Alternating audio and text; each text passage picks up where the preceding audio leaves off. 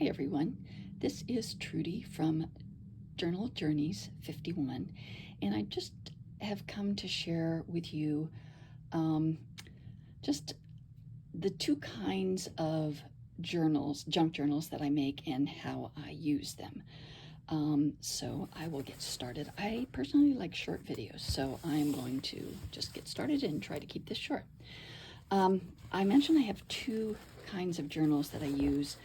When I first discovered junk journals, I was so excited because I have always been a journaler since high school, and that was many, many years ago. And one of the things I was looking forward to when I retired was getting a cup of coffee, coming back into my bed, enjoying my coffee while I wrote in my journal.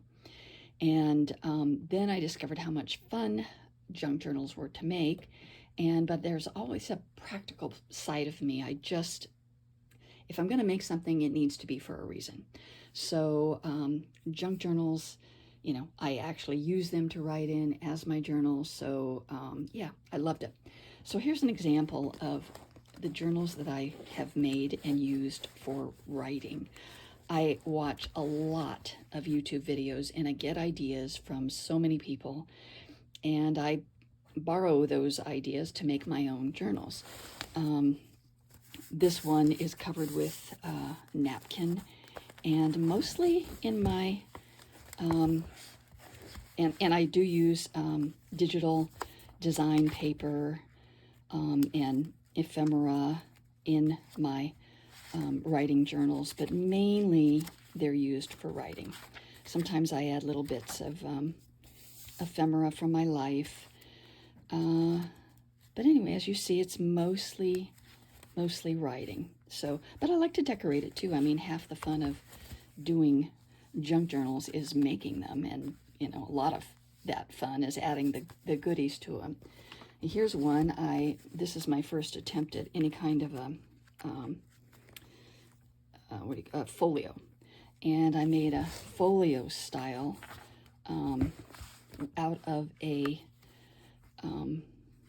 file folder, and I used it. This is my writing in there. I enjoyed the process of making it, and then I enjoy using it. And I usually, in my writing journals, I go consecutively. So whatever I come across next, whether it's a little piece or an envelope or a tag, I'll write on it and just continue from whatever was in front of it. A lot of times I'll have 1, 2, 3, 4, whatever it takes. So yeah, so that's that style. Here's one I made. Oops. Here's one I made with a 9x12 envelope, and I used some Tim Holtz tissue paper. And yeah, so again, just mostly writing, but it's fun to pick up and look at, see the little, clusters that I've made, and add little bits of ephemera again. But what's different about this one is I took 3 strands of Dollar Tree elastic thread, and I braided them together and put them through a button, and use that as my closure, and it actually works quite well. I might even do that again. Here's one. Again, a lot of the fun is in the making, so I'll try all kinds of different styles. Here's one that's obviously fall themed, but again, I'm just mainly writing in it, and but I added a lot of tabs, and yeah, so that's what I do. Now, the reason I wanted to show you these separately is because I tend to, for my own personal writing journals, I like to keep them soft covered, and I like the flexibility, and they just feel really nice in the hand. Depending upon how often I write, they can last from 2 to 4, even 5 months if I'm not writing that frequently. But I do several times a week, if not every day. So that is one of the styles of junk journals that I make. Here's one more. This actually, I've made other coffee themed journals, and I originally had this for sale. It was in a gallery, and they had it in a sunny window, and the front little die cut that I made with my Silhouette Cameo machine faded significantly. The whole front cover faded, so I just decided to keep that for myself.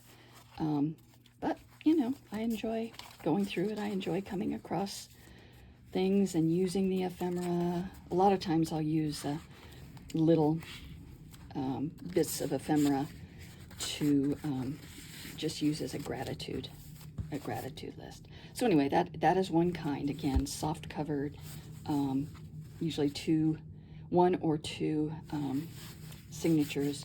And another reason I like it is because I do get to travel and take road trips and things, and this fits so easily into my bags. So that's one kind. And then the other kind of junk journal I make is what I call my junk journal, my personal junk journal. And here is I've done flip throughs on the recent ones that I've made, and I did a flip through on this, but this is where I put photos, you know, write little stories, maybe, you know, just fun stuff. I'll do little collages. Again, it's partly the enjoyment of creating, but it's also a place to store some of these memories. This is when we adopted our cats, and I have a selfie printer, which I love, and between the selfie printer and the a collage app on my phone, I can reduce the size of pictures, and I use a lot of them in my junk journal. Sometimes I just put in stickers, big stickers, or just play, you know, creatively. Sometimes I do document a trip. Here's a train trip I took to California, and I wrote about that, put some pictures in there, included a menu from the Amtrak. So I save pretty much everything, all kinds of ephemera, and my junk journal is, my personal junk journal is a place to put all of that in a creative way that's just fun to do. It's my art form, I guess you might say. Here's another one. Again, I have a flip through of this. Something I'll try experiments. This is somewhere I saw that you can make sort of pressed flower stickers by obviously pressing flowers and then putting them in between two sheets of package tape. And so you put one down, sticky side down on a piece of wax paper, put the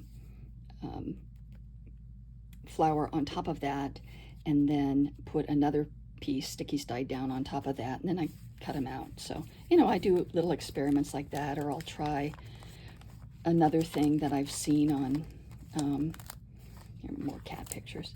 Another thing that I've seen on YouTube that I just want to try out. I'll do that in my personal junk journal. Here's my current one. I just started it. I haven't even really done any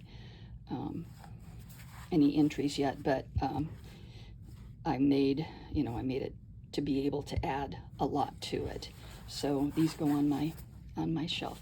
So I'm going to end this video now, but I'm about to make another one about travel journals. So stay tuned or come back for that one if you're interested in what I've figured out about travel journals. Thank you very much. Bye-bye.